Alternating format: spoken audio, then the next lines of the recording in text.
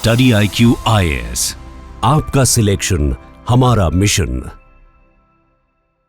यार कल पता है क्या हुआ? कल मुझे ना यहाँ पर एक असाइनमेंट दी हुई इन्होंने कि हिस्ट्री के जो हमारे SIP के टेस्ट हैं उसके वीडियो डिस्कशंस बनानी है। बिल्कुल। सो अब वो करते करते ना 50 क्वेश्चंस हैं, अलग अलग टॉपिक्स में डिवाइडेड हैं। तो मैं ये सोच रहा था कि अपन लोग हर बैच में हिस्ट्री रिपीट हो रही है, बिल्कुल मॉडर्न हिस्ट्री करा रहे हैं, तो एक महीने में 2 बार तो रिवीजन चल ही रही है। लेकिन उसके बावजूद भी, and this is I am not just telling about my self, ये सभी के साथ है कि 50 में से बिल्कुल शॉर्ट हम भी 35 क्वेश्चंस कर पाते हैं मल्टीपल रिविजन्स के बावजूद भी। 15 क्वेश्चंस में अपने को भी सोचना पड़ता है, डाउट आता सर, और उसमें भी 10 गलत हो जाते हैं। बिल्कुल। तो वो देख के ना मेरे दिमाग में ये आया कि एक बच्चा, खासकर जो इस बार पहली अटेम्प्ट देने वाला है 2026 में, तो इनको क्या होता है कि इनको ना फीलिंग बहुत आती है कि हाँ हम पढ़ रहे हैं, ज्ञान आ गया, स्पेक्ट्रम, गांधी जी सामने ही बैठे हैं, ऐसा महसूस होता है। बट रियलिटी चेक है जब टेस्ट देता है बंदा। बिल्कुल सर। एब्जॉर्ब करना और उसको रिप्रोड्यूस कर पाना, दो बड़ी अलग अलग चीज़ें हैं। सर आई थिंक एब्जॉर्ब कर भी लेते होंगे, बट उसको रिकॉल करने से, आप जो बता रहे हो सिमिलर कंसर्न मेरे साथ, वही जो टेस्ट SIP के टेस्ट का डिस्कशन था 50 क्वेश्चंस, तो खुद भी एक बार गो थ्रू करना पड़ता है कि हाँ कैसे क्वेश्चंस थे, क्या थे, खुद सॉल्व कर लेते हैं एक बार। तो वही होता है सर, 35 38 ही ऐसे होते हैं जो हम बहुत ईजिली कर पाते हैं। बाकी थोड़ी बातों में डाउट रह जाता है, कुछ कंसर्न रह जाता है, तो हम रेफर कर लेते हैं। तो शायद ऐसा नहीं कि हमने उस चीज़ के बारे में नहीं पढ़ा है, हमने भी पढ़ा है, कहीं ना कहीं अब्जॉर्ब्ड है, उसको रिकॉल करना एक बहुत बड़ा कंसर्न है। और शायद वही कंसर्न अभी जो 26 वाले जितने भी अपियरिंग एस्पिरेंट्स हैं वो भी फेस करेंगे, उनको भी दिक्कत आएगी। बिल्कुल। बट उनको रियलिटी चेक अभी तक मिल नहीं रहा, उनको ये लग रहा है कि एक बार पढ़ लिया है तो वो काफ़ी है। तो इस केस में सर कहीं ना कहीं आई थिंक जो रिवीजन का पूरा सेटअप है वो किस तरीके से होना चाहिए ताकि एक एस्पिरेंट उस चीज़ को कैच कर सके। रिवीजन की बात तो है यार, आपका जो सब्जेक्ट है इकोनॉमी, हाँ जी सर। यहाँ पर तो एक और चीज़ है, एक होता है फैक्ट। बिल्कुल। हिस्ट्री में बहुत सारे फैक्ट्स हैं, हमें याद करने पड़ते हैं। कुछ चीज़ों में one thing led to another, तो कॉज इफेक्ट भी आ जाता है। इकोनॉमी में ज़्यादा है। हाँ सर, काफ़ी कंसेप्चुअल डेप्थ। बिल्कुल। अभी रिसेंटली ना, आज सुबह की इंडियन एक्सप्रेस का अपना सेशन होता है 10 बजे। हाँ जी, आज देखा होगा। हाँ जी सर, हाँ जी बिल्कुल। तो उसमें ना एक कॉन्सेप्ट आया था कल के न्यूज़पेपर में। हरीश दामोदरन ये बड़े खतरनाक आर्टिकल्स डालते हैं, तो इन्होंने बताया कि इस बार रूपी फॉल हो रहा है और ये रियल फॉल है। रियल फॉल है। तो उसके अंदर नॉमिनल इफेक्टिव एक्सचेंज रेट और रियल इफेक्टिव एक्सचेंज रेट, इसको समझाया हुआ था। तो भाई ये कंसेप्चुअल क्लैरिटी भी कई बार मतलब MCQs में बड़ी जरूरी होती है। फैक्ट रिकॉल करना एक बात है, लेकिन हमने कॉन्सेप्ट भी जैसे क्लास में समझ लिया, उस टाइम पे समझ लग जाता है। बिल्कुल सर। हमने भी जब अपने टाइम पे पढ़ाई की थी फैकल्टी से, एकदम क्लियर था, एकदम क्लियर था। क्वेश्चन आते ही लगता है भाई ये क्या आ गया सर। ये तो कंसर्न आई थिंक, और ये कंसर्न सर पहले लोग ना अंडरस्टैंड कर लेते थे, because they used to have a tendency कि जब प्रिपेयर कर रहे हैं तो साथ साथ में प्रैक्टिस भी करते रहना है। अब एक तो वो जो स्ट्रैटेजी वीडियोस या उसमें जो एक मिस इन्फॉर्मेशन कह लो, कैसे कह लो, कि एक चीज़ बहुत ज़्यादा प्रोपोगेट की जा रही है कि टेस्ट लगाना तो लास्ट में है ना, कि अभी मत लगाओ टेस्ट, अब आपको फरवरी के बाद लगाने की ज़रूरत है, उस टाइम एक्सटेंसिवली टेस्ट देना, तब जाके आपको अच्छा रिजल्ट मिलेगा। पर सर कहीं ना कहीं वो जो एक फीडबैक मैकेनिज्म होता है एक प्रिपरेशन का, जरूरी होता है सर, बहुत जरूरी है। और बच्चे भी इसमें थोड़ा सा, तो बच्चे भी रिस्पॉन्सिबल हैं। और हाँ यार सर, ये मुझे याद है, ये होता है, हम लोग क्या होते हैं, हमने भी जब तैयारी की थी तो हम लोग नाइव थे थोड़े सर, बहुत तो हमेशा ये महसूस होता है कि पहले एक बार कर लेते हैं, हाँ, फिर टेस्ट देंगे, हाँ, कि we are not prepared yet. हाँ, वो भी सर एक वो एक गोल्डन प्लेट बनानी होती है पहले, कि खाना तो पहले सोने की थाली लेकर आओ, फिर ही खाएंगे। तो यार वो वही चीज़ ना, ये मतलब हम दोनों को यही एक्सरसाइज करते हुए ये रियलाइज हुई कि हम तो रोज कर रहे हैं, आपा नहीं प्रिपेयर्ड तो फिर कौन प्रिपेयर्ड होगा। सही है सर। तो उसके बावजूद भी टेस्ट करने से क्या है कि now when we will go in our classes to teach the students, तो उसी टॉपिक को हम भी एक अलग नजरिए से देखेंगे। बिल्कुल सर, देख सकते हैं। और ये सेम इफेक्ट बच्चे में भी आएगा, which is going to help him in the prelims preparation. Sir तभी तो ये मल्टीपल टाइम्स कहते हैं ना कि मान लो आपने कोई टॉपिक पढ़ भी लिया, आप उस पर अगर एक सवाल लगा दोगे तो आपको सिर्फ वही डायमेंशन याद रहेगी। हम क्यों ऐसे कहते हैं कि यार पहले सेक्शनल होने चाहिए, है ना, या चैप्टर वाइज कर लो, फिर सेक्शनल कर लो, फिर फुल लेंथ कर लो, फिर सभी सब्जेक्ट्स को इंटीग्रेट कर लो, ताकि हर एक टेस्ट में हर एक टॉपिक का कुछ नया डायमेंशन देखने को मिले। सही बात है। और सर उसी प्रैक्टिस, मतलब इकोनॉमी में सर है ही है। इकोनॉमी में जितने बच्चे कहते हैं सर हम ये वाला सोर्स पढ़ लें, मैं क्या भाई सोर्स वगैरह, सोर्स से ज्यादा क्वेश्चंस इंपॉर्टेंट, क्वेश्चंस बहुत ज्यादा इंपॉर्टेंट है, तुम क्वेश्चंस के ऊपर फोकस कर लो, तुम्हारा अगर वो कवर हो गया तो तुम ऑलरेडी बहुत सारी चीजें कवर कर लोगे। सोर्स में तो यार वही है, हमारी शंकर गणेश का रुपया की किताब हाँ जी, हाँ जी। प्रीलिम्स के लिए इतनी सी बुक है। बिल्कुल बिल्कुल। तो वो बुक जिसने पढ़ ली और साथ साथ क्वेश्चंस को कर लिया, मेरे ख्याल से उसका भी काम बन जाता सर बट हाँ, शंकर गणेश वाली किताब में कुछ मतलब जिन्होंने कंसेप्चुअल क्लैरिटी उतनी नहीं है सर, तो थोड़ा उनको डेप्थ की जरूरत हो सकती है उसमें। तो यार कमिंग टू योर क्वेश्चन के रिवीजन का प्लान कैसे होना चाहिए, तो उसमें यार मुझे ऐसा लगता है कि अब यार एक टाइम था जहाँ पर यूपीएससी की प्रिपरेशन में 12 महीने का टाइम सफिशिएंट होता था, लोगों ने 10 में भी किया 10 में भी किया है। तो इन 10 महीनों में से आपको 100 days which is effectively 3 months, बिल्कुल ठीक है, प्लस माइनस 10 डेज, 3 मंथ्स में आपकी प्रीलिम्स की हो जाती थी प्रिपरेशन। ऐसा नहीं कि आज ये पॉसिबल नहीं है, लेकिन ये पॉसिबल उसके लिए है जिसने फाउंडेशन जिसकी बहुत स्ट्रांग है सर। लेकिन फर्स्ट टाइमर या फिर सेकंड टाइमर जिसने फर्स्ट टाइम ऐसे ही दे दिया था, मुझे लगता है कि प्रीलिम्स में 4 से 5 महीने की गेम है, because this has become that stage of the paper which is most competitive, most brutal, बिल्कुल, एंड मोस्ट मर्सीलेस। कि ऐसे ऐसे बच्चे, फॉर एग्जांपल ये रैंक 153 सहर्ष Kumar, very good friend and student, तो इन्होंने जिस साल एग्ज़ाम क्लियर किया उसके पिछले से पिछले अटेम्प्ट में ही reached interview stage. Okay, interview दे के आए, gave the prelims, next prelims नहीं क्लियर हुआ। अभी मेरा एक स्टूडेंट उसका मॉक इंटरव्यू लिया था ओआरएन में, तो उससे काफ़ी उम्मीद थी एंड ही मेंस में बस कुछ मार्जिन से रह गया, जिसकी वजह से टोटल इंटरव्यू का स्कोर जुड़ के वो टोटल उतना बन नहीं पाया। प्रीलिम्स के लिए पूरी तैयारी की एंड चीज़ें उसके टिप्स पे हैं, पर प्रीलिम्स नहीं निकला। तो ये चीज़ बताती है कि यार, और सिलेक्टेड कैंडिडेट्स, चलो सहर्ष कुमार का तो चलो फिर भी इंटरव्यू तक पहुंचा था, there are many selected candidates जो कि दोबारा देते हैं तो प्रीलिम्स नहीं हो पाता। ब्रूटल है सर। तो ये चीज़ हमें साफ बताती है कि प्रीलिम्स के लिए ना टाइम देना पड़ेगा।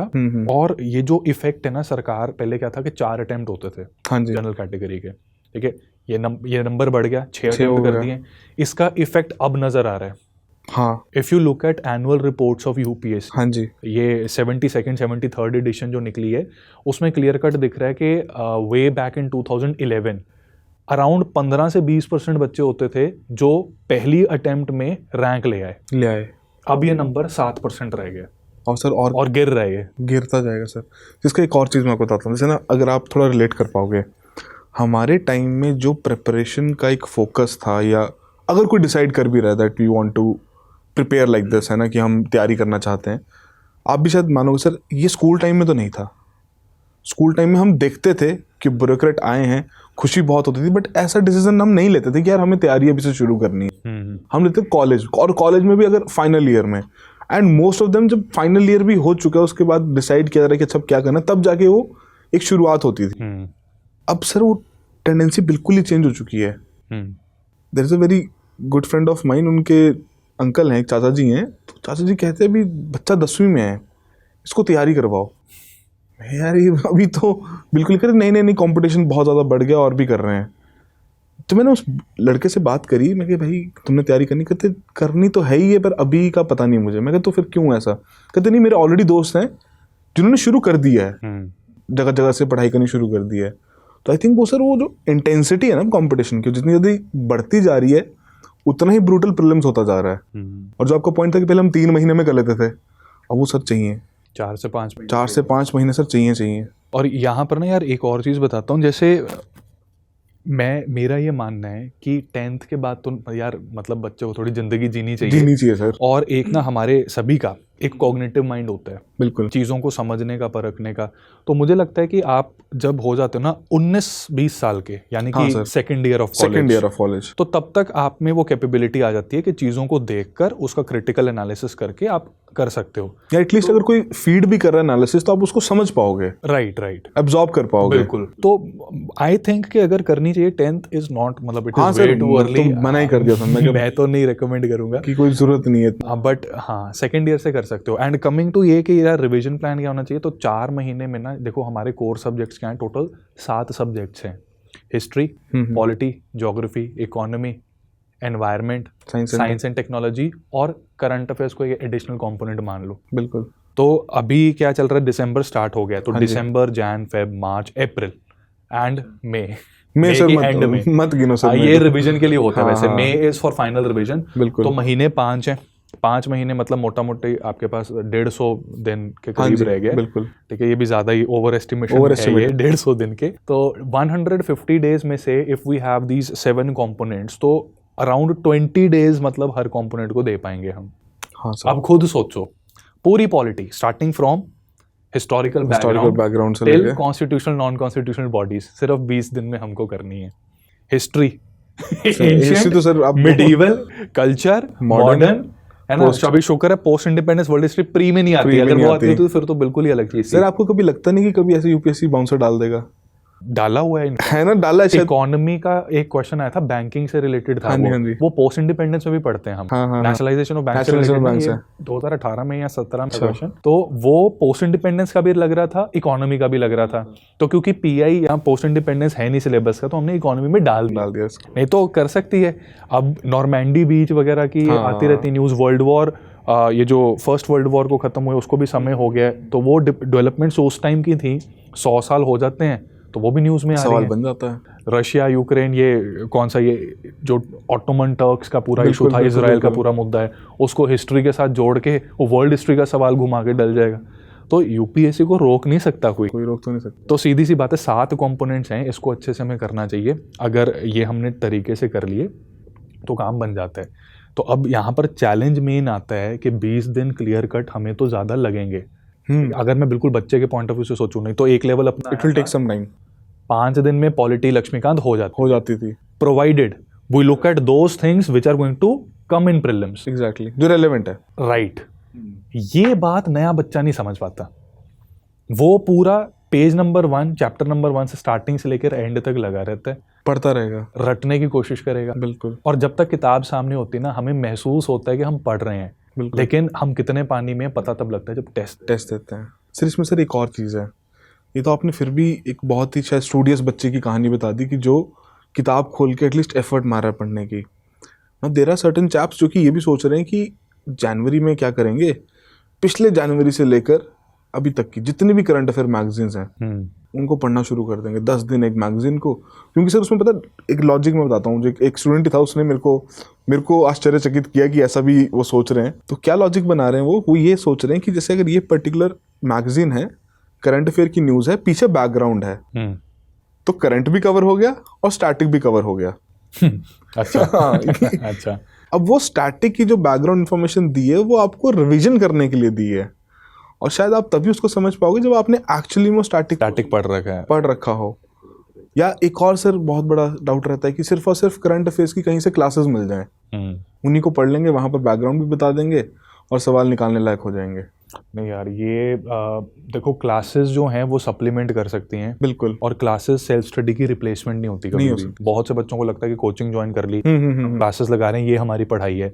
मैं हमेशा कहता हूँ 3 घंटे की क्लास लगाने के बाद कम से कम मिनिमम आपको पौना घंटा बैठना है, मिनिमम 45 मिनट्स, तब जाके वो 3 घंटे की वैल्यू डलेगी। बिल्कुल बिल्कुल। तो एक चीज़ ये, दूसरी चीज़ ये जो करंट अफेयर का है, देखो ये चलो ठीक है फर्स्ट अटेम्प्ट में, क्योंकि स्टैटिक में इतना कुछ होता है कवर करने के लिए, तो करंट अफेयर्स का बनता नहीं है, और बेस भी कमजोर है। जैसे इकोनॉमी के करंट अफेयर्स नहीं समझ सकते सर, बिल्कुल। तो ठीक है, जनवरी एक पकड़ो, सारी मैगजीन नहीं, सिर्फ एक पकड़ो। हाँ सर, जनवरी से शुरू कर सकते हो, लेकिन वो स्टैटिक की रिप्लेसमेंट नहीं है। बिल्कुल सर, वही तो। वहां पे आप पॉलिटी कर लोगे, एनवायरनमेंट कर लोगे, आईआर कर लोगे, वो करंट इश्यूज पता लगते जा रहे हैं, उनमें से बहुत से रिपीट भी होते हैं। उनको पढ़ना और उनको रिवाइज करना ये भी बड़ा जरूरी है। चैलेंज भी है सर, चैलेंज है, पर ये करना पड़ेगा मेरे हिसाब से। इसका मैं एक बताता हूँ मैं क्या करता था। मैं एक एक्सेल शीट बनाता था एक्चुअली अपनी प्रिपरेशन के टाइम पे ना, जब प्रीलिम्स निकले हैं तो उसमें बनती थी एक एक्सेल शीट। उस एक्सेल शीट पे होता था इंजीनियर बाहर आ गया। हाँ, ये पता नहीं कौन सा इंजीनियर है, ये जो भी है, ये कुछ तो बाहर आया। इधर बनते थे मंथ्स, और टॉप वाले कॉलम्स में बना देते थे कि polity, IR, science and tech वगैरह वगैरह किस-किस का कवर हो गया। हाँ, सोर्स मेरा एक ही, कोई जो एक फेवरेट मैगजीन है, ठीक है, आज की डेट में सिविल्स आईक्यू जैसे स्टडी है, क्योंकि वो कर सकते हो, और भी बहुत सी हैं, ये वेरी करता है। तो इसमें मैं लिख लेता था कि किस कंपोनेंट के, जैसे जनवरी के पॉलिटी के 15 पेज है, जनवरी के एनवायरनमेंट के 7 पेज हैं, ऐसे मतलब पूरा मैपिंग हो रखी है। तो इसमें अब हमारे ऊपर है कि हम पॉलिटी को जैन से लेकर दिसंबर तक पूरा कंप्लीट कर दें, या एनवायरनमेंट को करना चाहते हैं, या फिर जैन के पहले सारे करें, फिर मिक्स एंड मैच करके करें। लेकिन ये रखने से ना क्या होता था, मैं ट्रैक कर पाता था। तो अगर तो हमने साथ साथ थोड़ा बहुत भी पढ़ा है और रिवीजन करनी है तो इस चीज़ को करके बड़े आराम से रिवीजन हो जाती है। आई थिंक वो ना सेंस होती है ना कि कुछ अचीव किया है, कुछ हाँ, कंप्लीट मैं किया ग्रीन है। मार्क करता था, है ना? वो डब्बे होते थे वो ग्रीन मार्क होते थे, तो है ना उसमें एक कि वो मोटिवेशन आती है। मोटिवेशन आती है सर खुद को भी। बट आई थिंक एक और चीज़ सर जो मैं आपसे पूछना चाहूँगा, आपने PYQs को भी फिर ऐसे कुछ कैटर किया था? यार PYQs की ना बड़ी इंटरेस्टिंग कहानी है। पहली बात हमने PYQ जब कॉलेज के सेकेंड ईयर में, वही बात बचपने में जो जोश आया था ना, उसमें हम किताब लेके आए थे तो सॉल्व करना शुरू कर दिया। जो सॉल्व हुए तो उसको देख के खुश होते थे कि देखो UPSC का हमने सॉल्व कर दिया, जबकि वो सीधा NCERT से पूछा हुआ क्वेश्चन था, तो वो तो होना ही चाहिए, हो ही जाना चाहिए। लेकिन PYQs का क्या है कि हमारे सभी के फैकल्टीज ये कहते हैं कि पढ़ो, उससे एग्जाम की रिक्वायरमेंट क्या है ये समझ में आती है। बिल्कुल। लेकिन जब तक मान लो रियर और नियर के ऊपर आ गया question, real effective exchange rate, nominal effective exchange rate पे आ गया क्वेश्चन, आया था सर। अब काला अक्षर भैंस बराबर मेरे लिए वो हुआ था स्टार्टिंग में जिसने स्टार्ट किया उसको पता ही नहीं कि क्या है भाई, ये किस चिड़िया का नाम है, वो उस क्वेश्चन को देख के क्या करेगा। तो PYQ जो है ना, उसमें the best way that I personally believe is कि आप एक टॉपिक करो, जैसे एक्सचेंज रेट वाला टॉपिक एक्सटर्नल सेक्टर आपने कंप्लीट कर लिया, तो आप भी क्लास में कर रहे हो, बिल्कुल बिल्कुल, तो वो सही तरीका है। मैंने रिवोल्ट ऑफ 1857 कराया, प्रीवियस ईयर क्वेश्चंस दिखा दिए, वो सही तरीका है। बिल्कुल। मुगल्स का किया, उसमें से मुगल्स में कितनी सारे राजा थे, दिल्ली सल्तनत में कितनी डायनेस्टीज थी, लेकिन ज़्यादा फेवरेट इनके खलजी हैं, इल्तुतमिश है, बलबन है, और क्यों है, उसका क्या इंपॉर्टेंट है ये पता लगता है। बिल्कुल। फिर एक और इंटरेस्टिंग चीज़, अब क्या है कि हमारे ना, मैं वैसे देख रहा था स्टडी IQ का YouTube channel in comparison to any other coaching institute. I am not saying this because we work here, मैं अगर ना भी काम करूं तब भी स्टडी IQ की जो अच्छी चीज़ें हैं वो अच्छी हैं। बिल्कुल सर। तो अपना यूट्यूब चैनल अच्छा है कि बच्चों को काफ़ी कंटेंट फ्री में मिल जाता है सर, बहुत है। अब इसमें एक इनिशिएटिव हमें देते हैं ये, और उससे हमारी भी वैल्यूएडिशन होती है। इन्होंने कहा प्रीवियस ईयर क्वेश्चंस उठा के मैराथन करा दो। बिल्कुल। अब chapter wise previous year question जब हम करते हैं तो हमें इंडिविजुअली पता लगता है कि कौन कौन चैप्टर्स हैं। बिल्कुल बिल्कुल। लेकिन जब कंबाइन किया ना भाई, तो पहले एंशिएंट मिडिवल कल्चर में मेरी भी एक परसेप्शन थी कि मुगल्स में ये, सल्तनत में ये, मराठास में ये, ठीक है, बुद्धिज्म जैनिज्म में ये। लेकिन प्रीवियस ईयर क्वेश्चन पिछले 10 साल के करने में पता लगा बुद्धिज्म जैनिज्म में एक डायमेंशन जुड़ गई, न्यू स्कॉलर्स के ऊपर बहुत क्वेश्चंस आते हैं, बुक्स के ऊपर क्वेश्चंस आते हैं। फिर ये जो डायनेस्टीज हैं लेट एंशिएंट, हर्षवर्धन के बाद वाली, गहलोत और ये चौहान, गुज्जर प्रतिहार, ये सारी डायमेंशंस अब आनी शुरू हो गई हैं और बैक टू बैक आ रही हैं। ये बाई चांस की बात है 2025 में इन्होंने नहीं पूछा, पर मुझे पूरी फीलिंग आ रही है 2026 में पूछेंगे ये। तो ये बताते हैं कि नोट कर लेते हैं टॉपिक्स। हाँ, मैंने तो कहा बच्चों को कि इससे ये पता लग गया कि बुद्धिज्म जैनिज्म हम जिस तरह से पढ़ते थे, आज का बच्चा उस अप्रोच से नहीं पढ़ सकता। नहीं सर, वो तो ये डबल एज स्वॉर्ड है कि नो डाउट एक्सपीरियंस और सीजन्ड खिलाड़ी बैठे हैं बिल्कुल बिल्कुल बिल्कुल, जो ऑलरेडी प्रिपेयर्ड हैं, तुम्हारा मुकाबला है। लेकिन तुम्हें एडवांटेज ये है कि वो एक पुराने माइंडसेट के साथ दे रहे हैं, तुम न्यू माइंडसेट के साथ दे रहे हो, उनको सुपरसीड कर सकते हो provided you get the right guidance. और वहाँ पर मुझे लगता है अपना SIP अच्छा प्रोग्राम है। सर SIP में ना जो सबसे सही चीज़ मेरे को लगी थी उसमें ये था, जो हम टेस्ट की हम बार बार बात कर रहे हैं ना, that we have to make sure कि अगर आप जो पढ़ रहे हो उसका आपको फीडबैक मिले, उस फीडबैक लूप का आप हिस्सा बनो, आप क्वेश्चंस लगाओ, आपको पता लगे कि आप कितना पानी में हो। तो जिस तरीके से हर एक क्लास के बाद एक टेस्ट देना, पूरा एक रजीम क्रिएट करना, that this is how your performance और your preparation is going to be tested. 75 test उसमें इंक्लूड हुए हैं। सो आई थिंक सर उससे बढ़िया चीज़ कुछ नहीं है मेरे ख्याल से, अगर इतना कोई कर पाता है, क्योंकि ये भी आसान नहीं है सर, इसमें डिसिप्लिन की ज़रूरत पड़ेगी, और उस वजह से मेरे हिसाब से इसमें मेंटर एक होना चाहिए जो आपको अकाउंटेबिलिटी होल्ड करे। मैंने भी अपनी टाइम पे एक क्रैश कोर्स को ज्वाइन किया था, उस टाइम पे 20,000 का था 20,000 का, काइंड ऑफ सिमिलर। उसमें भी क्लास होती थी और डिस्कशन होती थी, और वो डिस्कशन मतलब बस क्वेश्चंस तक सीमित रह जाती, लास्ट के 6 टेस्ट। हाँ, अब अपनी जो यहाँ पर एडवांटेज है वो ये है कि हम बच्चे को एक शेड्यूल दे रहे हैं, शेड्यूल में वो चीज़ें पढ़ के आ रहे हैं, उसको पता है क्या क्लास में कौन सा टेस्ट होने वाला है, क्लास में क्या डिस्कस होने वाला है। अब वो अपने एक माइंडसेट के साथ आ रहा है। क्लास में जब डिस्कशन हुई उसके माइंडसेट में कुछ एक्स्ट्रा इंटें जुड़ी, ठीक है, और फिर कई चीज़ें जैसे याद नहीं होती, तो याद करने की ट्रिक्स पता लग गई, तो सीमेंट लग गया। बिल्कुल। ठीक है, अब इसकी टेस्टिंग करने के लिए मुक्का मार के देखा, वो टेस्ट दिया कि मुक्का मार के देखो दीवार टूट तो नहीं रही, जहां पर टूटी वो ईंट जो कमज़ोर थी उसमें एक्सप्लेनेशन हमारी इतनी कॉम्प्रिहेंसिव है। हाँ सर, और वीडियो एक्सप्लेनेशन से ना ये भी बता देते हैं हम कि ये क्वेश्चन छोड़ने वाला था। बिल्कुल बिल्कुल। तो ये बच्चे को मतलब प्रीलिम्स में हमेशा टेम्पटेशन आएगी कि यार हमें नहीं पता कि बाकियों को कैसा लग रहा है पेपर, आसान कि मुश्किल। जेन्युइन बच्चे को पता लग जाएगा कि हाँ यार ये 85 तक जाने वाला बिल्कुल नहीं जाना, रिस्क हो जाएगा। और 95 वाला है तो वो भी पता लग इसमें जाएगा। ना पीवाईक्यूज फिर बहुत इंपॉर्टेंट रोल प्ले करते हैं। कैसे? जब आप ईयर वाइज भी पीवाईक्यूज अगर कवर करते हो, मान लो आपने इकोनॉमी में सब चैप्टर वाइज उसको कवर किया, बट चैप्टर में भी अगर आपको पता नहीं कि इस साल ये ऐसा सवाल था, इस साल ऐसा सवाल था, आप कहीं ना कहीं क्रॉस लिंकेज क्रिएट कर पाते हो कि हाँ यार उस साल कट ऑफ थोड़ी कम थी, रिलेटिवली टफर क्वेश्चंस थे, तो अगर वैसे ही क्वेश्चंस दोबारा देखने को मिल रहे हैं तो आपको ओवर अटेम्प्ट नहीं करना है। एक तो वो धारणा है ना 60 मार्क करने, यार एक तो मेरे को ये नहीं समझ नहीं आता ये किसने मार्केट में फैलाया अब की बार 120 पार। हाँ, ये कहाँ से आ गया भाई? 60 तो मार्क करने अरे क्यों करने हैं भाई? नहीं, तो ये पेपर देख लेना प्लस चाहिए। अरविंद यार ये जो आप बात कह रहे हो ना, ये चीज समझाने के लिए फैकल्टी का होना जरूरी है। हाँ सर, हम लोग गुजर तो चुके हैं इस चीज से। हमें ये चीज रियलाइज हमें भी थी, पर हम करते कहाँ थे? फोमो था पर मतलब जैसे प्रीवियस ईयर क्वेश्चन को जनरली बच्चा क्या है बस सॉल्व करने के लिए देख रहा है। नहीं सर, वो उसने जैसे आपने जो बताया उसमें क्या है कि ईयर देखो, ईयर है 2022 या 2021 है, कट ऑफ थी 88 बिल्कुल। तो उससे समझो कि कौटिल्य के अर्थशास्त्र पे क्वेश्चन आया है या आउट ऑफ द ब्लू आया था। बिल्कुल। वो लगता है कि कौटिल्य का पूरा अर्थशास्त्र करना है ना, सीजन्ड प्लेयर, वो कहीं ना कहीं सीजन्ड प्लेयर उसको शायद पकड़ भी पाएगा, क्योंकि वो उस प्रोसेस से बहुत लंबे समय तक एसोसिएटेड है। बट अगर एक लॉन्ग रन में ये इंश्योर करना है एक नए प्लेयर को कि यार वो भी उस स्केल तक वहाँ पर पहुँच सके, उस लेवल तक वहाँ पर पहुँच सके, सर उसके लिए सर पीवाईक्यू साथ साथ में बाकी टेस्ट, मॉक टेस्ट चाहे वो जिस मर्जी का भी दे, बट एक पर्टिकुलर फ्रीक्वेंसी में। ये नहीं करना कि यार मार्च आएगा, अप्रैल आएगा, तब हम बैठेंगे, किताब खोलेंगे और तब जाके टेस्ट लगाना शुरू करेंगे, और सर वो वाले टेस्ट तो सर फिर ऐसे होते हैं। नहीं, वो उस टाइम पे ना प्रेशर बहुत होता है यार, बस आप सॉल्व करते जा रहे हो, उसमें एक्सप्लेनेशन पढ़ने का टाइम ही नहीं होता, और पढ़ने बैठे क्योंकि एक्सप्लेनेशन देखो 1 घंटे का 50 MCQ वाला सेक्शनल टेस्ट भी 1 घंटे का लगेगा टाइम सॉल्व करने में। बिल्कुल। लेकिन उसका अगर फायदा लेना चाहते हो तो उसके बाद 3 घंटे बैठ के देखो, एनालिसिस करो। बिल्कुल। तो वो लगता है।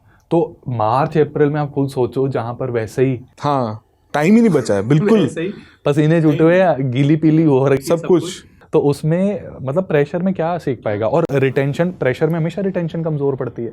तो बेस्ट टाइम अभी है। मैं तो वैसे ही कहता हूँ कि 2026 के प्रीलिम्स की सीरियस प्रिपरेशन शुरू करने का भी सबसे बेस्ट टाइम है। बिल्कुल। टेस्ट अभी से देने शुरू कर दो। सहज पके सो मीठे हो वाली बात होती है। अगर एक एक टॉपिक करके रोज के 50-50 करते रहोगे, which is doable, which is not something आपके। अब देखो यूपीएससी की एग्जाम कर रहे हैं तो और काम क्या है, यही करना है, इसी की तैयारी करनी है। तो 50 MCQ करो, उससे रिलेटेड चीज़ों को पढ़ो, अपना आईना देखो, स्कोर को देख के, एक्सप्लेनेशन को देख के। क्लास में टेस्ट से पहले आपको वो पता लग जाएगा कि यार ऐसे जुमले आएंगे तो इनसे बच के रहना है और छोड़ने हैं, और जो छोड़ने हैं वो छोड़ने हैं, नमस्कार करना है, पाए लागू करना है यूपीएससी को वहां पे और आगे बढ़ना है। तो मेरे ख्याल से अगर दिसंबर, जनवरी, फरवरी ये 3 महीने अगर हमने अच्छे से कर लिए, बन जाता है मोमेंटम। बिल्कुल सर। और फिर मार्च अप्रैल में इसको मतलब सर मार्च अप्रैल में जो कोल्ड फीट वाला इशू है ना बच्चों के साथ, जैसे और फर्स्ट अटेम्प्ट वाले तो पक्का है, ये वो लगेगा कि यार 6 अटेम्प्ट हैं, छोड़ देता हूँ, बाद में यूटिलाइज करूंगा। ना ये तो मतलब रखना ही नहीं है, ये तो बात करनी नहीं है। हाँ। इनके दिमाग में ऐसा आइडिया डालना ही नहीं है। अगर आज ये फील हो रहा है, देयर इज नो गारंटी कि अगले साल तुम कॉन्फिडेंट फील करो। प्रीलिम्स में 100% तैयारी किसी की भी नहीं होती। हाँ सर, बिल्कुल, दिस इज अ फैक्ट। कोई टॉपर भी अगर बोले कि नहीं मैं तो 100% नहीं, 100% हो ही नहीं सकती रेडी। और वैसे भी ये एग्जाम नॉलेज से ज्यादा टेम्परामेंट का है। बिल्कुल सर, मतलब इक्वल है, नॉलेज भी और टेम्परामेंट भी। तो 100 क्वेश्चंस के अंदर क्या होता है कि जैसे हमारे दिमाग में, अब मैं हिस्ट्री मान लो मैं पढ़ता हूँ ज़्यादा, आप मान लो इकोनॉमी ज़्यादा पढ़ते हो, पहले 5-10 क्वेश्चन आ गए साइंस के तो वो करंट लगता है। तो टेम्परामेंट में काम डाउन, ठीक है, अपने ढूंढो, उसको करो सॉल्व, ठीक है, वो एक बार मोमेंटम बने तो फायदा होता है। प्लस यार एक बड़ी मतलब पर्सनल एक्सपीरियंस से बता रहा हूँ, ये दिसंबर, जन, फेब वाले दिन होते आलस वाले। बहुत से मैंने ऐसे एस्पिरेंट्स को देखा जिन्होंने अभी तक बहुत अच्छा मोमेंटम बना के रखा हुआ है, ठंड की वजह से रजाइयों में घुस जाते हैं, जिसकी वजह से उनकी पूरी तैयारी हो जाती है डिरेल। बिल्कुल। और यहाँ पर वो बच्चे जो कछुए की चाल से चल रहे थे, यहाँ पर भी वो रुकते नहीं है, ठंड हो जो भी हो चलते रहते हैं, एंड दे सुपरसीड। बिल्कुल सर। कछुए खरगोश की कहानी को तो एक्चुअली मतलब इम्प्लीमेंट होते हुए देख, इस सेगमेंट में तो है सर, यूपीएससी में तो है। बिल्कुल है। और इसमें 3 महीने अगर ये किसी ने अच्छे से दे दिए ना, मार्च में जब दिन खुलते हैं, they are able to utilise those longer days in a much better way. और कॉन्फिडेंस के साथ एग्जाम में जाओगे, निकलेगा, क्यों नहीं निकलेगा। उस टाइम सर एक जो बहुत बड़ा बर्डन है ना कि मैंने पढ़ा नहीं है, मैंने करंट अफेयर के साथ इंटरलिंकेजेस नहीं करी हैं, वो बर्डन भी धीरे धीरे आपका फेड अवे हो जाता है। उस समय भी एक नया टेंशन आता है कि प्रीलिम्स आने वाला है, हाँ। But at the same time you are confident enough that you have prepared in a certain manner कि जहाँ पर आपका स्टैटिक भी हो गया, करंट अफेयर्स भी हो गए, इंटरलिंकेजेस भी आपने समझ ली, प्रैक्टिस भी साथ साथ में आपकी होती गई। तो लास्ट के जो 2 महीने फिर आप उसको इंटेंसिव रिवीजन पर अगर निकालोगे तो मैक्सिमम आउटपुट फिर आप एग्जाम हॉल में बैठ के निकाल सकते हो। अच्छा यार, मुद्दे की बात अगर मैं करूँ, SIP को लेकर क्रिटिकल एनालिसिस करते हैं, ठीक है, क्योंकि अपनी चीज़ है, माँ को हमेशा अपना बच्चा प्यारा लगता है, लेकिन अगर माँ बच्चे का भला चाहती है तो वो क्रिटिकल होती है। बिल्कुल। तो SIP की लेट्स टॉक अच्छी बुरी चीज़ें दोनों, ठीक है। तो पहले अच्छी बात से शुरू करते हैं। व्हाट डू यू थिंक कि SIP में सबसे बढ़िया चीज़, SIP बेसिकली ना क्रैश कोर्स आपको, हाँ जी सर, सक्सेस एंड प्रिवेंट्स में वही अभी 3 दिसंबर को हमारा न्यू बैच स्टार्ट हो रहा है। तो इसमें आप बताओ, व्हाट डू यू थिंक कि what are the good things about this programme. Sir SIP में जो मैं एक चीज़ समझ पाया हूँ यही है कि जो शायद मार्केट में भी नहीं होगा कि आपको जो एक इंटीग्रेटेड फॉर्म में स्टैटिक के साथ साथ करंट अफेयर का इंटरलिंकेज मिल रहा है। या जनरली क्या होता है, आप स्टैटिक पढ़ लोगे पूरा। इसकी एक एग्जांपल दे दो यार। जैसे सर वो नी रीड वाला ले लो। हाँ, नी रीड वाला कॉन्सेप्ट ले लो। हाँ। 2024 तक रीड हमें इंक्रीजिंग ट्रेंड पर था और 2024 में हिंदू में ही एक आर्टिकल आया था जिसमें नी रीड का पिछले 10 साल का ट्रेंड डिस्कस हुआ था। करेक्ट। तो रीड को देख के बोला कि रियल टर्म्स में रुपये की वैल्यू अप्रिशिएट हुई है बिकॉज इंक्रीजिंग था। अब सडनली गिरना शुरू हो गया। अब नया एप्लीकेशन बन गया कि एक्सपोर्ट नहीं हो रहा है उतना, बाहर जो आउटवर्ड FDI है वो बढ़ता हुआ देखने को मिल रहा है, डॉलर और स्ट्रेंथन होता जा रहा है, एंड जिस तरीके की पॉलिसीज ट्रम्प फॉलो कर रहा है उससे और स्ट्रेंथन हो भी सकता है फ्यूचर में, राइट। वो एप्लीकेशंस आ गई उसकी। तो पहले तो कॉन्सेप्ट पढ़ना पड़ेगा नी रीड का, वो एग्जैक्टली है क्या, कैसे निकालता है, RBI कैसे अपना मेथडोलॉजी रखता है। बिल्कुल। उसके अलावा अब करंट एप्लीकेशन क्या है, करंटली आपने क्या क्या देख लिया, उससे जब आप उसको इंटरलिंक करोगे तो आप सिर्फ नी रीड का सवाल नहीं हैंडल कर पाओगे सर, उसके बियॉन्ड आप रुपी का एप्रिसिएशन डेप्रिसिएशन का कोई भी डायमेंशन रहेगा, पूरा मैक्रो इकोनॉमिक जो कैलकुलेशंस होती हैं इंटरलिंकेज, वो सारी आपकी कवर हो जाए। तो एक टॉपिक से मतलब मल्टीपल क्वेश्चन सॉल्व हो सकते हैं। सो दैट इज समथिंग जो कि हम इंटीग्रेटेड फॉर्म में जब कवर करते हैं। एंड सेकेंडली जो सर टेस्ट वाला पोर्शन जो मेरे को सबसे बढ़िया लगता है, 75 test is a good number. Repetitively हर दिन बच्चा कुछ ना कुछ वहाँ पर अटेम्प्ट कर रहा है, he is getting a feedback. MCQs का टेम्परामेंट वहीं से ही बनता है। हाँ सर, वहीं से बनेगा ना। और सर कई लोग तो डरते हैं ना खुद को टेस्ट करने में कि यार पता नहीं गलत स्कोर आ गया तो कॉन्फिडेंस। अरे भाई, अब नहीं करोगे गलती तो कब करोगे?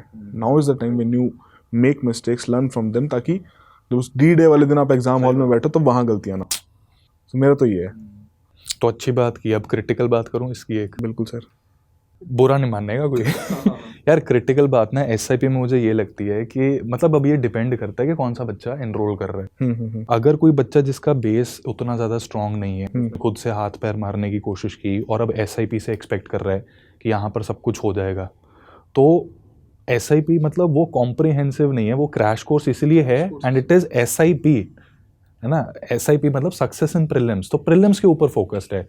तो मतलब ये क्रिटिकल मैं हो रहा हूँ, but at the same time the good thing is that we have P2I for sure. हाँ, फॉर सच स्टूडेंट्स। कि अगर इस टाइम पर कोई भी ऐसा बच्चा है जिसको ये लग रहा है कि मेरे सिंसियर एफर्ट्स नहीं लगे थे, मतलब अभी गेज करो। अगर इस चीज़ को मार्च अप्रैल में गेज करोगे तो कोई फायदा नहीं, अभी गेज कर लो। और अगर महसूस होता है कि यार बेस मेरा कमज़ोर है, बिल्कुल एंशिएंट मिडीवल को तो टच ही नहीं किया, दिसंबर चढ़ने पे आ गया, कल्चर का पता ही नहीं है, क्या छोड़ ही देना चाहिए, तो उस केस में 2027 को टारगेट करना चाहिए। बिल्कुल। तो being critical on SIP part, this is not some course जहाँ पर मतलब बिल्कुल ग्रास रूट लेवल से आपको सिखा रहे हैं कि मान लो जैसे 10th में कोई बच्चा, बिल्कुल। तो क्योंकि क्रैश कोर्स है तो इसका प्राइस भी आई थिंक कितना 6,999। हाँ जी। तो वो कहते हैं कि चलो यहाँ से देख के देखते हैं, शुरू करके देखते हैं क्या होता है। वो नहीं होगा, वो उल्टा और भागेगा सर प्रिपरेशन, वो इंटिमिडेट हो जाएगा। ये उन लोगों के लिए है जिन्होंने एक बार मतलब अगर 7 सब्जेक्ट्स जैसे मैंने बोले और ओवरऑल UPSC में 15-20 सब्जेक्ट्स होते हैं, हाँ जी, तो उसमें से अगर मतलब 70% भी आपने किया फिर फायदा है इसका। हाँ, ठीक है, बेस स्ट्रॉन्ग करने के लिए मतलब ये सफाई खुद से करना नहीं सिखाएगा आपको, ये बस ये बताएगा कि कहाँ सफाई करनी है। हाँ राइट। आपको हम झाड़ू मारना नहीं सिखाने वाले, हम बताएंगे यहाँ सफाई कर लो, यहाँ कर लो। That is the idea. जिसको बोधिसत्व नहीं पता, हाँ, हिस्ट्री का एक कॉन्सेप्ट होता है, बोधिसत्व नहीं पता, यहाँ जैसे रियर नीर सुना भी नहीं है, पता ही नहीं है, उसको दिक्कत आएगी। सर। तो मतलब अब वही बात है यार, अब क्या है कि सबको लगता है कि हम बस प्रमोट करते हैं, लेकिन जब क्रिटिकल होते हैं तो वो सही गलत मतलब पता लग जाता है। Duty as a faculty, it's our duty that we let our student know कि what is right for you and what is not right for you. बिल्कुल sir. If you are going to give 2026 as your first attempt, SIP is right for you. If you are not ready with 70% of a portion so far, I would consider to 2027 का attempt दे भाई। और sir 27 के attempt के लिए उस बच्चे के पास एक एम्पल अमाउंट ऑफ टाइम है। आप ये देखो ना कि जहाँ पर वो अपना ऑप्शनल एसे और एथिक्स, जो कि हम बहुत ही कम लोग चुनते हैं, है ना, वो और आंसर राइटिंग, वो एक डेडिकेटेड और फेज्ड मैनर में जब वो कवर करेगा ना, तो हो सकता है वो अगले दिसंबर तक इतना कॉन्फिडेंट हो जाए कि उसका सारा सिलेबस कवर्ड है मल्टीपल आइटरेशंस के साथ। और फिर अगर वो कोई क्रैश कोर्स उठाए तो उसको वो क्रैश कोर्स सिर्फ और सिर्फ एक रिवीजन मॉड्यूल लगे। The good thing is we already gave crash course in P2I students तो हमें वैसे ही मिलता है। तो SIP को क्रिटिकल हम ज़्यादा ना हो जाएं, इसकी कोई और अच्छी बात एक बताता हूँ। चलो आपके सब्जेक्ट से रिलेटेड मेरे पास एक अच्छा पॉइंट है। अपनी तैयारी में मेरा एक पेनिंग पॉइंट होता था ये बजट और इकोनॉमिक सर्वे। कैसे कवर करना है? कैसे कवर तो क्या करना है, वो आता है Feb मार्च के पास, उस टाइम पे वैसे ही लगी पड़ी होती है। तो उस टाइम पे इतना हैवी डॉक्यूमेंट आ गया है। बजट स्पीच में ये नहीं समझ आता था, तब राज्यसभा टीवी होता था, हमें लगता था कि मैडम की स्पीच सुन के, हाँ हमारे टाइम पे अरुण जेटली जी की स्पीच सुन के हमें लगेगा कि हाँ इससे तैयारी हो रही है, जबकि पॉइंटर्स निकालने होते हैं। वो स्कीम का सिर्फ नाम बोला जाता है, उसकी डिटेल्स नहीं, कई बार बजट में नहीं, वो कहीं और, वो PIB में पता लगती है। बिल्कुल बिल्कुल। तो अपना चैलेंज ये होता था कि कई टर्म्स का डिटेल नहीं पता। बिल्कुल। इकोनॉमिक सर्वे का इतना बड़ा डॉक्यूमेंट आ गया, इसको कैसे पढ़ें, इसमें से क्या निकालें, वो नहीं पता लगता। तो SIP में ये कवर होता है। तो this is something that I really like about it, कि ये एक समरी अराउंड 50 to 60 पेजेस की मिलती है and it is more than sufficient. I have seen 2024 का 25 का भी जो हुआ था, तो I have seen it was more than enough. And in fact जो अभी अपने स्टेट के बच्चे दे रहे हैं पंजाब PCS के इकोनॉमिक सर्वे से रिलेटेड, वहाँ भी आ जाते हैं क्वेश्चन। तो उनको मैंने वही रिकमेंड किया है कि SIP में जो था उसको पढ़ो, वहाँ पे काम आएगा। तो ये एक और चीज़ है जो मुझे अच्छी लगती है। इसके अलावा एनीथिंग एल्स जो आपको लगता है कि सर एक बंदा कंसिस्टेंट रहेगा मेरे हिसाब से। एक शेड्यूलिंग है, आपको पता है कल क्या होना है, कल कौन सा टॉपिक पढ़ना है, किसके बारे में बात होने वाली है। डिसिप्लिन आपका बना रहेगा, यू विल बी कंसिस्टेंट। आपको 3 घंटे की क्लास है तो 3 घंटे की ही क्लास होगी, वो आपका एक शेड्यूल बना रहेगा और एक सर माइंडसेट बन जाता है, एक रूटीन बन जाती है बेसिकली। और इसमें अगर जैसे हमारे 2 वेरिएंट हैं, platinum and gold, I think the platinum is a bit expensive, 2000 रुपये का डिफरेंस। हाँ जी। तो वो 6999 है, वो आई थिंक 5000, वो 4999 ऐसे है। तो इसमें मेरे को आप ये बताओगे, आपने अगर रिकमेंड करना हो किसी को तो क्या करोगे, कौन सा करोगे? तो देखो, अगर तो कोई बहुत कॉन्फिडेंट अपनी प्रिपरेशन को लेकर, उसको लग रहा है उसको ब्रश अप करना है, परखा हुआ खिलाड़ी है, तो गोल्ड में भी जा सकता है। ठीक है। पर जो एकदम बिल्कुल न्यूबी है, जिसको एक गाइडेंस की ज़रूरत है, एक कांस्टेंट सपोर्ट की ज़रूरत है, तो बिना हिचकिचाए उसको प्लैटिनम में शिफ्ट कर लेना चाहिए, बिकॉज वो 1-on-1 मेंटरशिप वहाँ पर आपको मिल जाती है। शिफ्ट क्या लेना ही वही लेना चाहिए। इसमें पता है मैं आपसे थोड़ा सा डिफर करूंगा, मुझे लगता है सभी को प्लैटिनम लेना चाहिए। इसका मैं रीज़न बताता हूँ। यार डिफरेंस 1000-2000 का है। हाँ वैसे वो भी देखा जाए। स्टेक्स देखो, एक अटेम्प्ट हमारे 2 साल के स्टेक्स लगाता है। बिल्कुल। पूरा 1 साल तैयारी का, अगर गड़बड़ की मतलब ऐसा तो है नहीं उसी वक्त छोड़ देंगे, अगला 1 साल वो इम्पैक्ट होगा। बिल्कुल। तो मुझे लगता है कि गाइडेंस की जहाँ तक बात है, हम बहुत अच्छी देते हैं, जेन्युइनली देते हैं। हाँ सर। यहाँ पर हमने बिल्कुल खुद आप बीती है वही बात कही है। तो गाइडेंस में it's better to have and not use it, ये भी है, टू नीड इट, एंड उस टाइम पे हमारे पास है ही नहीं, फिर इधर उधर मुंह देख रहे हैं सबका। और गलत गाइडेंस तो बहुत ज़रूरत पड़ती है यार उस टाइम पे। मतलब बहुत से बच्चों को उस टाइम पे लगता है कि यार मैं तो सब भूल गया। तो एक पर्सनल टच होता है ना फैकल्टीज का, मेंटर्स का, वो एक ऐसी हल्लाशेरी और एक मोटिवेशन दे देते हैं जिससे कि वो एक्स फैक्टर जो है ना, जो difference between someone who is clearing and who is not, वो एक्स फैक्टर तो वहाँ पे आता है। बिल्कुल बिल्कुल बिल्कुल सर, काफ़ी ज्ञान हो गया। काफी फीडबैक मिल गया आज। कल से स्टार्ट है, तो लगे फिर तैयारी करें, कंटेंट बनाते हैं। दोनों की क्लासेस है इस बैच में। बिल्कुल सर, बिल्कुल। चलो यार, अच्छा लगा यार। बहुत बढ़िया सर, बहुत बढ़िया। मिलते हैं सर फिर। ऑलराइट। स्टडी IQ IAS, आपका सिलेक्शन हमारा मिशन।